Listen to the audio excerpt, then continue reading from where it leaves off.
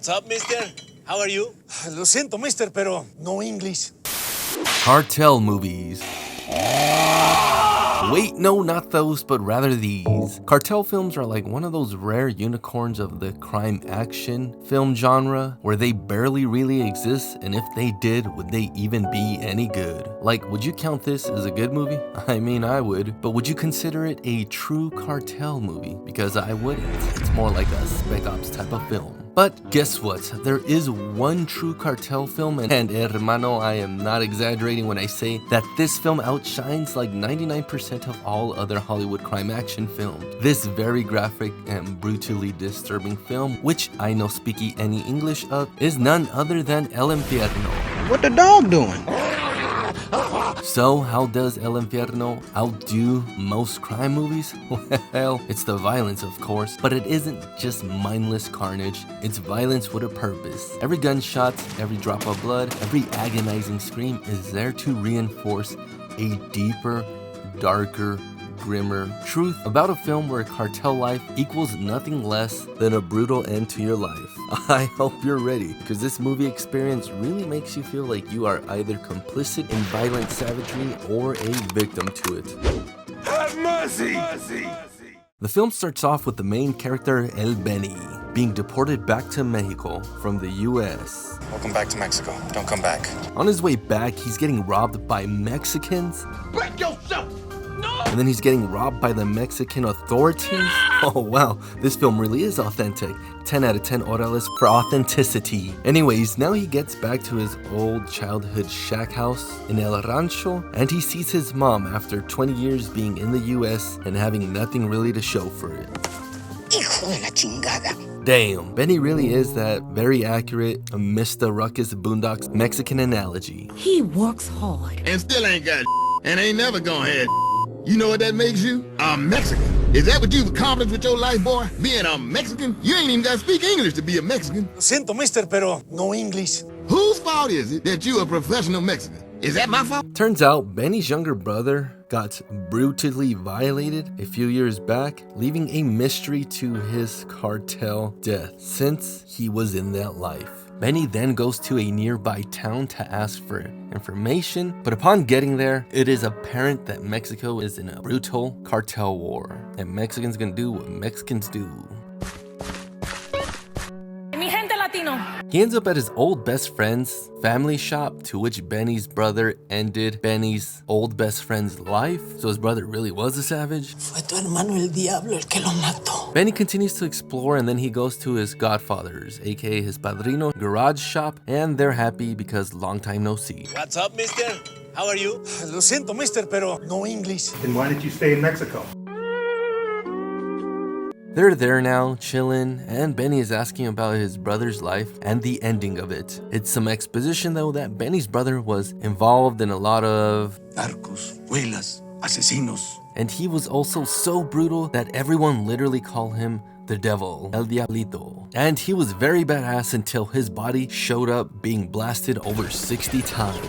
Benny's brother was also in a relationship with this, Una prosti? So now Benny goes to go see her and pry for more information about El Diablo's life. He heads to her work/bar and then talks a bit with his deceased brother's girlfriend, baby mama of some sorts. They chop it up a bit, but Benny gets pressed. Break yourself! No! So he agrees to meet her at her house later on. At night, he goes to the address, but finds out that his little brother had a son named Benny in honor of Benny. They converse a bit, and little Benny tells main character Benny on how he came up with a scheme to steal people's online identity, and this could be you too. But luckily for you, this video is sponsored by Aura. As we'll see in El Infierno, you'll know how fast things can go south. One bad move and everything, your money, your security, and your identity is gone. But in real life, crime isn't always loud. Sometimes it's silent, like when Bank of America had a data breach and didn't tell anyone for months. And they're not the only ones. Citigroup, JP Morgan, and others all have been hit. On average, it takes 277 days to report a breach. Your data could be exposed right now and you wouldn't even know it.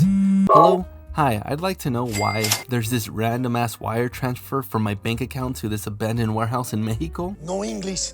That's why I use today's sponsor, Aura. Aura scans the deep dark web for my personal info and alerts me immediately if it's found.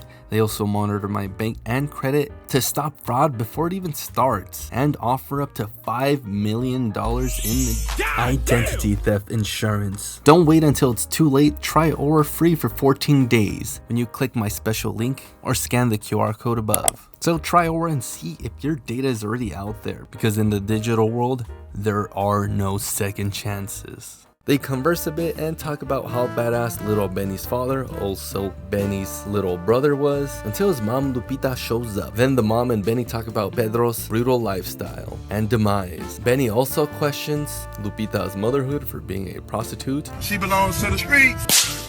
And then she kicks him out. Now Benny is so flabbergasted on how his little bro would end up as a savage cartel enforcer that led to his inevitable violent demise. Benny at his brother's grave then takes an oath to help out his brother's son and wife. A little too much, as we'll see later. One random day at work at Benny's Godfather garage, one of Benny's childhood homies pops up, and his name is Gordo Mata, aka Fat Killer. But he doesn't like that name anymore.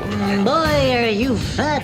What'd you say? Break yourself! Ya no soy el gordo mata, mi Benny. He's now named Cochi Loco and is basically letting everyone know not to mess with Benny since he's like a little brother to him. Now they're all at the bar chilling, and Benny flat out asks about his brother's brutal demise since this is the cartel that his brother ran with, and Cochi Locos tells him that there is this turf war going on and his brother got in the middle of it. But despite this, Cochi Locos and the family that they all ran with, the Reyes, got vengeance for El Diablito. The group then kinda tries to lure Benny into the cartel lifestyle, but he persists, and now they get a call from their boss, Senor Reyes, and gotta head to business. One random day at work, Benny's godfather unloads this whole ass prologue on how there's infighting in between the Reyes cartel, where the main boss, Don Jose, and his brother, Don Pancho, are fighting for ownership of the business, and it's bloody as hell. Later at night, Benny goes to make amends with Lupita and ends up smashing his dead brother's baby mama, SMH. Anyway, since these two are kind of an item now, she asked Benny to bail out her son and his nephew since he got busted trying to steal a car, and as you can see, she's on the job so she can't do it.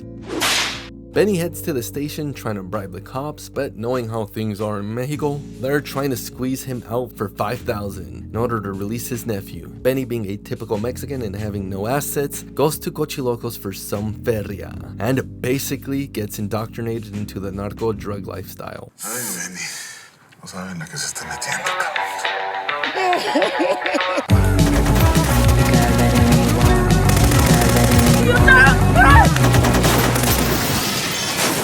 So now Cochilocos takes him to meet Don Jose Reyes, and the Reyes family are really connected up high, meeting with the Pope and high members of secret societies. If you know, you know. Don Reyes and his son have a sit down and meet Benny, and they start to talk politics with each other. Me han dicho que has vivido mucho tiempo en Estados Unidos, pues entonces estarás de acuerdo conmigo. Then came the decomposition of our literature, the poisoning of our theater, the cinema. The whole art is now slowly becoming crazy. This conversation then gets interrupted by the boss's son. Anyways, now Benny gets baptized into the cartel family and given the laydown of the Reyes narco life. So yeah, Benny gets to Guadalupe's house and tells her about the good news. So now Benny's mobbing, first day on the job, and Cochi Locos has to go show him how it's done. After this successful narcotics deal, Cochi tells Benny how all of this cartel infighting is hard on the business, and then dang, I can't tell what's scarier for Benny, being an illegal and being pulled over in the States, or being a narco being pulled over in Mexico. Turns out it's no issue if you got cash in Mexico. Hereafter, Cochi starts showing Benny some bad narco courtesy, and right off the bat starts skimming some of Don Jose's cash for himself. And I'm sure that's a good idea. You don't got my money. You don't got my fucking money. The two are on call now, so they gotta go attend to an urgent matter, but this whole thing is twisted upside down. Like for real, some poor twin brother ratted out his narco drug dealing brother who was talking with the feds for 1,000 pesos, which is like $100, and Cochi and Benny go capture him. And then they let the narco twin brother get revenge on his poor brother for ratting him out to them. Juntos llegamos, juntos nos vamos, cabrón. And then they take the Fed talking narco twin brother back to Don Jose, where this narco movie turns into one of those cartel movies. So this is all too much for Benny to handle.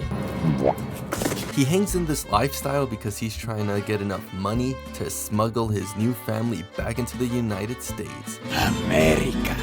What follows is a pretty dank-ass Chalino Sanchez compilation of Benny just losing his way and doing narco stuff, and the length of how accurate and absurd this movie truly is astonishing. He's literally over here paying a Catholic priest to bless his tool of immorality and sin. Days pass in one uneventful evening, a business trade goes smooth as planned, when it gets interrupted with that dirty-ass cop, because he forces the two to take a detour. I mean, we all kind of know what's getting set up right here. It's an ambush.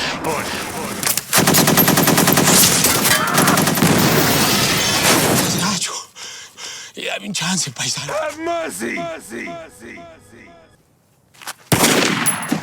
Despite being caught by surprise, Cochi and Benny make it out a-okay. They get props and a bonus from Don Jose, and turns out that Don Jose's brother, Don Pancho, was the man behind this ambush, and those wasted amounts of flesh in the background are literally Don Jose's nephews. Now Benny got some money, and he's got a new truck, a fresh fit, bought his dead brother a new tomb, and he's taking care of his family, spoiling his ama and his padrino as well. Benny's being a real family guy. He then gives Lupita some more cash so she can outright quit her red light job, because I know this isn't the US, but she's working in Figueroa Road, if you know what I'm saying. Although her boss won't allow it, and almost beats her, so now Benny's gotta go in with a business proposal for him.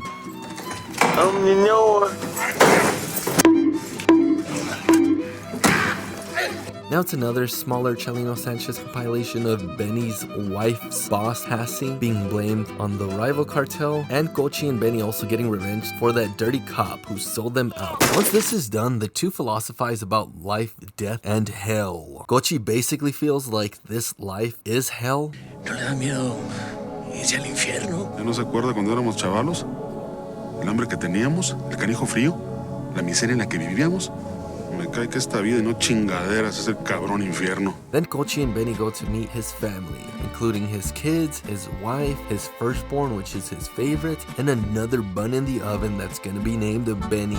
And not heaven on earth, but life in hell is going good, I guess. Randomly, the boys get placed under arrest since this high-up Fed guy comes into town, and the mayor wants to seem like they're cleaning up the streets, despite being in Don Jose's pocket. The Fed talks to the men for a bit and just offers them a testimonial cooperation deal, but they all decline because we all know the true cost of being a rat. It's a street rat. How you doing, bro? They then get released, and the mayor and the new sheriff get chewed out for this stunt. Days pass and the drug war is getting more heated, with Don Jose losing some men and swearing on his mom's life that he'll end his brother Don Pancho for doing this. Because of this, the Reyes hired two more heavy hitters, El Sargento, who is literally a sergeant from the Mexican army that is all business and no bullshit. But for precaution, things are gonna switch around, and El Sargento's gonna ride with Benny from now on, and Cochiloco will now be with Don Jose's son, Junior, since Don Jose entrusts Cochi to protect his one and only son to the best of his abilities. And this other new guy will just go with one of the other supporting characters. The days are getting more bloody, heated, and dangerous, and it really doesn't help that Benny's nephew and adopted son has been missing from his home for 2 whole days and might be dead. Well, is he? Well, stick around for the second video because this is all I have for now. Thank you to the sick ass foods on Patreon, and thank you to Aura for sponsoring the video. Until next time, later.